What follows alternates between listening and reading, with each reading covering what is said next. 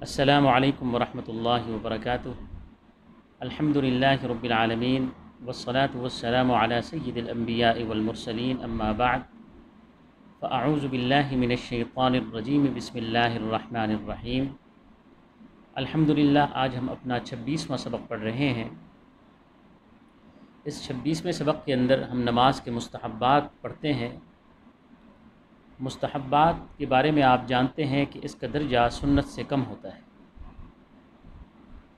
لیکن اس کا جو معنی ہے، اس کے معنی کے اندر اس کی اہمیت واضح ہو جاتی ہے کہ باوجود اس کے کہ یہ عمل مستحب ہے، لیکن کس قدر اہمیت کا حامل ہے، کیونکہ مستحب کا معنی ہے وہ اعمال یا وہ افعال جو اللہ کی محبوبیت کا سبب بنے۔ اس لحاظ سے اس کی اہمیت بڑھ جاتی ہے۔ چھوڑنے پر گناہ نہیں ہے، اور جو آدمی کرتا رہے گا وہ اللہ کی محبوبیت، یہ افعال اور اعمال اللہ کی محبوبیت کا سبب بنتے ہیں، وہ اللہ کا محبوب بندہ بن جائے گا۔ اللہ ہم سب کو توفیق عطا فرمائے۔ اور نماز کے جو مستحبات ہیں یہ کل 8 ہیں، اور جس طرح کہ آپ جانتے ہیں کہ نماز کے اندر خشوع و خضوع جو ہے یہ بہت ضروری ہے۔ خشوع و خضوع اس کی تفصیل لمبی ہے، چونکہ یہ بچوں کی مجلس ہے کہ خشوع و خضوع کیسے کہتے ہیں، کہ نماز کے اندر انسان کی کیفیت یہ ہو جائے کہ میں اپنے رب کو دیکھ رہا ہوں اور رب مجھے دیکھ رہا ہے، اور اس کی دل کی کیفیت اتنی باادب ہو جائے کہ میں اپنے رب کے حضور کھڑا ہوا ہوں۔ تو بہت ساری اور بھی تفصیلات ہیں خشوع و خضوع کے متعلق۔ تو مستحبات کے اندر جو بھی افعال بتائے جا رہے ہیں یہ سارے کے سارے انسان کی خشوع و خضوع کا سبب بنتے ہیں۔ اگر کوئی آدمی نماز کے اندر ان افعال کا لحاظ رکھے تو محدثین کہتے ہیں کہ وہ آدمی جلدی نماز کے اندر خشوع و خضوع والی کیفیت پا سکتا ہے۔ قیام کے اندر جب انسان کھڑا ہو تو اپنی نظر جو ہے سجدے والی جگہ پر رکھے، بالکل جہاں اس نے سجدہ کرنا ہے اس کی نظر بالکل سجدے والی جگہ پر ہو۔ اور اسی طرح جب رکوع میں جائے تو اپنے قدموں پر نظر رکھے، اور اسی طرح جب سجدے میں جائے تو پھر ناک کی نوک پر نظر رکھے، اور جب سجدے سے اٹھ کر بیٹھے جسے جلسہ کہتے ہیں، یا قیدے میں بیٹھے، قیدہ اولا ہو یا آخری ہو، دونوں میں وہ اپنی کیا کہتے ہیں گود میں نظر رکھے۔ اور پھر اسی طریقے سے جب وہ انسان دائیں اور بائیں جانب سلام پھیرے تو اپنے کندھوں پر نظر رکھے، دائیں جانب سلام پھیرتے وقت اس کندھے پر، اور بائیں جانب سلام پھیرتے وقت اس کندھے پر۔ اور پھر اسی طرح تکبیر تحریمہ کہتے وقت اگر اس نے سردیوں میں چادر پہن رکھی ہے تو اپنی چادر سے ہاتھ باہر نکالنا بھی مستحب ہے، اور عورت کے لیے نہ نکالنا مستحب ہے۔ اور پھر اگر جمائی آ گئی ہے نماز کے اندر تو کوشش کرے کہ نماز کے اندر اسے روک لے بتکلف۔ اگر وہ نہیں روک سکتی تو پھر اپنا دایاں ہاتھ، قیام میں دایاں ہاتھ منہ پر رکھے، اور باقی جو ہے اگر وہ رکوع میں ہے، سجدے میں ہے، قیدے میں بیٹھا ہوا ہے تو پھر اپنے بائیں ہاتھ الٹا کر کے اپنے بائیں ہاتھ رکھ سکتا ہے، قیام میں دایاں ہاتھ۔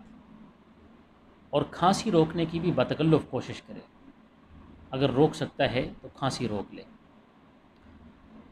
اور پھر اسی طرح جب قیام کے لیے کھڑا ہو تو 2 پاؤں کے درمیان بھی کم سے کم 4 انگل کا فاصلہ ہو، بہت زیادہ پاؤں پھیلے ہوئے بھی نہ ہوں اور بہت زیادہ پاؤں جو ہے وہ چمٹے ہوئے بھی نہ ہوں۔ اور بعض حضرات کہتے ہیں کہ بالکل جو انسان کا وجود ہے اس وجود کے حساب سے اس کے قدم، یا وجود اس کا چوڑا ہے تو اس لحاظ سے بالکل قدم اسی سطح پر ہوں، اس سے زیادہ باہر پھیلے ہوئے نہ ہوں اور اس کے اندر زیادہ اندر کی طرف بھی نہ ہوں۔ لیکن بعض کہتے ہیں کہ مستحب یہ ہے کہ اس کے جو قدمین ہیں، دونوں پیر جو ہیں، دونوں پاؤں جو ہیں، وہ ان کے درمیان فاصلہ جو ہے 4 انگل کا ہو۔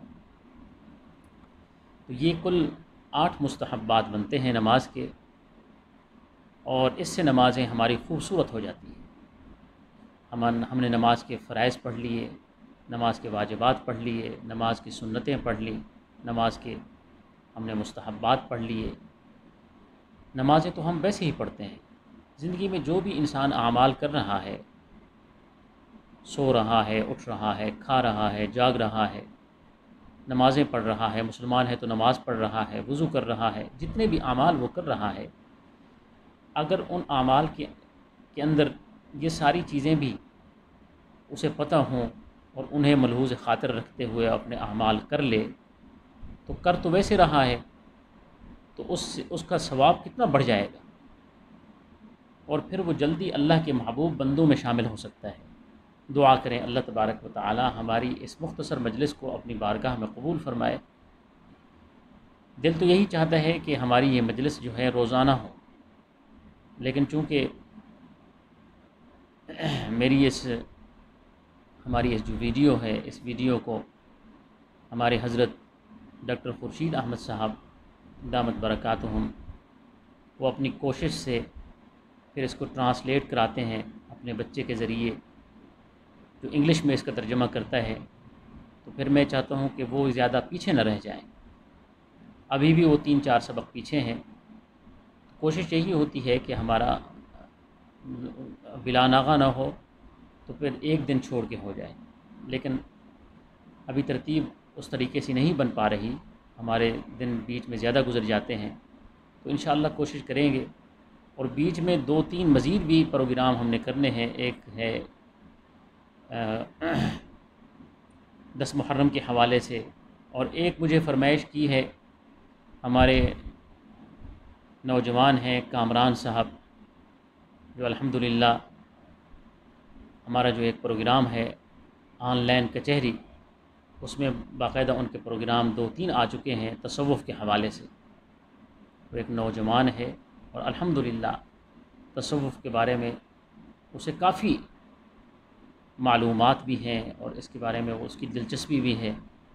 اس نے باقاعدہ مجھ سے فرمائش کی ہے کہ 2 پروگرام بچوں کے والدین کے لیے کر لیے جائیں، جو آج کل بچوں کے بارے میں حالات چل رہے ہیں جنسی درندگی کے، تو انشاءاللہ اس پر بھی ہم پروگرام کریں گے، اور والدین کے لیے ہوگا، اور والدین کو ہی وہ بتایا جائے گا وہ طریقہ کہ کس طریقے سے اپنے بچوں کی حفاظت کر سکتے ہیں۔